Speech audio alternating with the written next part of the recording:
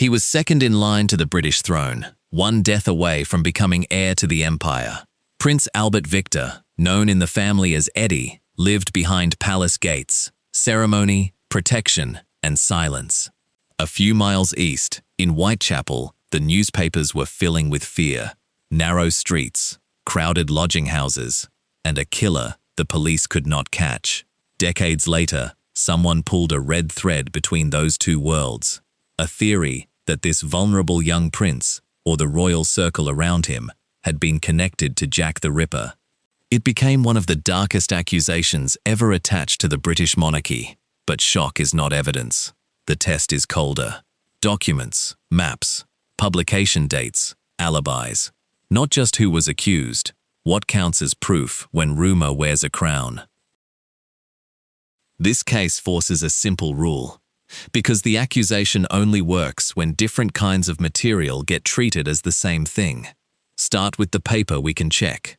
A court circular entry, an official notice, a date, a location, a police file reference, a newspaper page.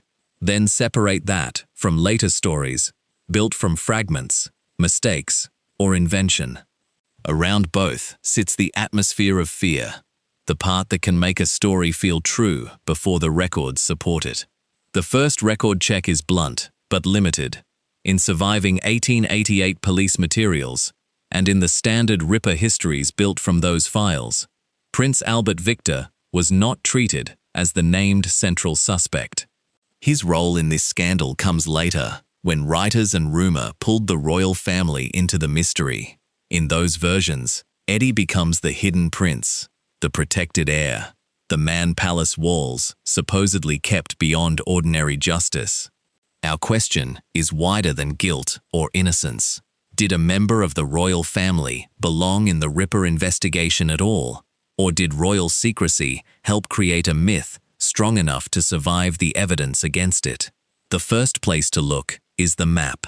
Palace and Whitechapel, only a few miles apart, living in different realities.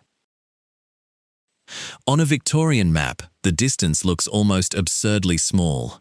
From Buckingham Palace and the clubs of the West End to Whitechapel in the east, you could cross the city in an afternoon. A carriage could do it. A train could do it faster. Socially, these were not neighboring districts. They were different countries inside the same capital. In the West End, power was built into the streets. Palace gates, government offices, private squares, gentlemen's clubs, and court ritual. The monarchy presented itself as order, family, duty, Christian morality, national stability. Even royal movements were turned into ceremony, reported in official language, and wrapped in distance. Whitechapel showed what that order looked like from below. By the late 19th century, the East End was crowded with casual laborers, immigrant families, lodging houses, workshops, street markets, and people living one missed wage from ruin. Safety was uneven, privacy was rare, respectability was hard to maintain. When a room might be shared, work might vanish, and hunger could decide the shape of a day. Institutions did not feel the same, from both sides of the map. To the West End, police, courts, newspapers, and palace authority could look like protection. To many in the East End, those same institutions could look distant, slow, moralizing, or absent until trouble arrived. So when later writers placed a royal figure at the center of the Whitechapel mystery, they were drawing on a city already trained to imagine two Londons, one protected by reputation, one exposed to consequence. That does not make the royal theory true. It explains why, once the murders filled the papers, a story about hidden power found a waiting audience. In 1888, that distrust met a terrifying fact. The authorities could not solve the Whitechapel murders in public view. A series of murders in Whitechapel moved through the newspapers with rare force. Reports were reprinted, argued over, embellished, and sold at speed. Street names became national knowledge. Police movements became public drama. Every new addition seemed to promise an answer. Every missing answer made the city feel less governed than it claimed to be. The victims were not symbols to the people who knew them. They were women living in the hardest margins of the East End, where a night's lodging, a few coins, or the lack of both could decide whether someone was indoors or outside after dark. But the press often flattened their lives into sensation, turning fear into circulation and uncertainty into public theatre. The police were under enormous pressure. Detectives followed tips, questioned witnesses, searched lodging houses, and dealt with letters whose authenticity was often doubtful. The Home Office and senior officials watched closely. Queen Victoria herself expressed concern about the failures of policing and the conditions that made the East End so dangerous. Still, the killer was not identified. No trial produced a clean story. No official explanation closed the file in the public imagination. That failure mattered. When a frightened society gets no convincing answer, explanation starts moving through rumor, politics, class anger, and the suspicion that someone powerful must be protected. Here is the twist. The royal accusation did not emerge from the original police case as hard evidence. To understand how Prince Eddie was pulled into it, we have to follow the timeline forward, long after 1888. After the panic and the inquests, the police files cool in archives. Then the trail becomes something different, publication history. In the surviving records of the original investigation, Prince Albert Victor does not appear as a contemporary police suspect supported by hard evidence. The name that later became explosive was not at the center of the case in 1888. It entered much later, when writers turned an unsolved Victorian terror into a drama about monarchy, secrecy, and elite protection. A key step came in the mid-20th century, in retrospective writing that pulled Prince Eddie into Ripper speculation after decades of rumor and royal unease. Philippe Julian is part of that later pathway. The version that fixed the royal theory in the public imagination arrived in 1976, with Stephen Knight's book, Jack the Ripper, The Final Solution.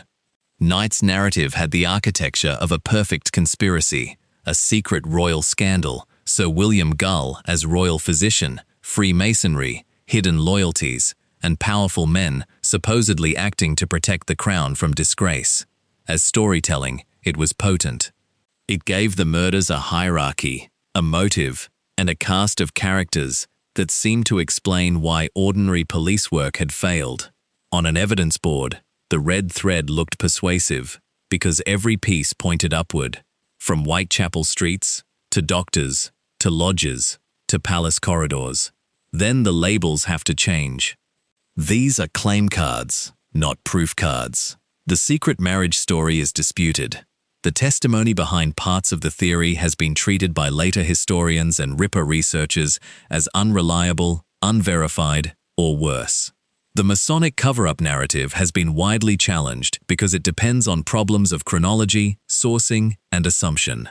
The theory came from somewhere other than the original police evidence. The long afterlife of an unsolved case, a public trained to suspect closed doors, and a monarchy whose silence made speculation feel possible. Before we test Eddie against the records, we need to see why he became such a convincing vessel for the myth. Once the proof thins out, the question changes. Why did this particular prince become so available for suspicion? Albert Victor was born into a life designed for public display and enforced privacy. He was second in line to the throne, the eldest son of the Prince of Wales, and every weakness around him mattered because it could become a weakness in the monarchy itself. Biographers have described him as heavily supervised, sometimes vulnerable, and often judged against the brutal expectations placed on a future king. The rumors around him were not one clean story. They moved through biographical judgments, private gossip, and later scandal writing, comments about health, ability, behavior, and fitness for royal duty. Some claims were exaggerated, some were never proved. In the late Victorian royal world, reputation was managed through household protocol, careful public language, controlled appearances, and silence, more often than open explanation. Then came scandals that made that management easier to distrust. Cleveland Street, in historical accounts of the period, became a late Victorian crisis where reputation, sexuality, class, and power collided. Prince Eddie's name was later pulled into the atmosphere around it, but that association remains context, not murder evidence, and not a link to Whitechapel. Here the record needs to stay narrow. Palace management shows secrecy. Cleveland Street shows how dangerous scandal could be near respectable society. Neither places Eddie in Whitechapel. What the record shows is a vulnerable young heir inside a closed institution, surrounded by stories the palace had reason to contain. That silence may have protected the crown in the moment. It also left empty space for later writers to fill. Now we can leave the palace atmosphere and go to the records that contest the accusation, where Prince Eddie was when the murders happened. Now the scandal has to survive a timetable. The court circular was not a murder file. It was the official daily record of royal movements, who was received, who travelled, who stayed where, and which royal duties were performed. Dry, formal, repetitive. The kind of paper trail that gives rumour very little room to move. For the Prince Eddie theory, two dates do most of the damage. The first is August 31, 1888, the date Mary Ann Nichols was killed in Whitechapel. The later conspiracy needs Eddie in London, close enough to the East End for the accusation to function. But royal records place him in Germany, attending the birthday celebrations of his cousin, Prince Henry of Prussia. That is not a hidden palace whisper. It is a documented royal itinerary, taking him out of London at the start of the murder series. Then comes September 30, the night remembered as the double event, when Elizabeth Stride and Catherine Eddowes were killed within the same span of hours. This is the date that should make any royal ripper theory face its hardest test. On that night, Prince Eddie was recorded at Balmoral, the royal residence in Scotland. Not across town, not in a carriage between the West End and Whitechapel. Balmoral is more than 500 miles from London by road. A different country, a different landscape, a different royal world. Put the dates beside the map, and the accusation begins to fail. August 31, Germany. September 30, Balmoral. The theory asks us to imagine a prince moving through Whitechapel at the exact moments when the strongest available records place him elsewhere. That does not solve the Whitechapel murders. It does not identify the killer. It does not make Victorian institutions transparent or trustworthy. But it does something narrower and historically important. It makes Prince Eddie's guilt deeply implausible. The red thread can still connect rumour to scandal, and scandal to distrust. But when it tries to connect Prince Eddie to the key murder nights, it runs into paper, distance, and time. So, the royal suspect card fades, not because the palace explained itself beautifully, but because the alibi is stronger than the accusation, which leaves the more uncomfortable question. If the records point so clearly away from him, why did so many people keep wanting the story to be true? Picture the alibi cards still sitting on the board. Germany, Balmoral, dates that point away from Whitechapel. Then picture a reader turning from those dry records back to palace gates, private doctors, managed newspapers, and sealed correspondence. For many readers, the Royal Ripper story offered a brutal answer to a larger question. If the poor of Whitechapel could be hunted while police failed to protect them, and if the highest family in the land lived behind layers of privacy, could power also protect one of its own? The theory did not have a knife, a witness, or a document placing Prince Eddie in the East End. Its strongest fuel was distrust. The monarchy did not have to be guilty of these murders for secrecy to become suspicious. A closed door could look like discretion in one decade and concealment in the next. A managed scandal gave later writers a pattern to reuse. The failed official investigation left space where rumor could pose as explanation.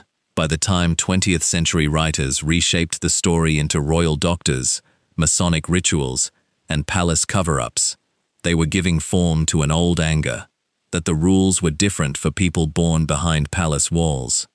That is why the theory kept moving through books, films, and retellings, even after the alibi records were in plain sight. The documents answered the historical accusation. They did not answer the deeper fear that powerful institutions can hide behind their own dignity, while ordinary people are left unheard. This is the trap the palace helped build for itself. Secrecy can protect a crown in the moment. Over time, it can train the public to see a locked gate and ask what was kept behind it. When the rumor timeline returns to Prince Eddie's face, what remains is not a solved monster story. It is something sadder. A young royal man turned into a vessel for suspicions his world refused to explain. Put the surviving records back on the table and the picture changes. Prince Eddie was not exposed as Jack the Ripper. The records we have point the other way, away from London, away from the crime scenes, and away from the elaborate machinery of the later conspiracy. What remains is a different tragedy. Albert Victor was born close to the throne, but he lived under pressure, management, rumor, and illness. In 1892, at just 28, he died during the influenza pandemic period, leaving behind a life short enough for later writers to finish the story for him. The palace did not need to be hiding a murderer for its silence to matter. By closing ranks around scandal, by treating public questions as threats to royal dignity, it helped create the darkness in which a false accusation could survive. The Royal Ripper scandal is not evidence of a prince with blood on his hands. It is evidence of a society ready to believe the worst of a crown it could not see inside. At the end, the court circular stays on the desk. The theory cards fade, the palace gates remain, and the question is what people had learned to imagine behind them.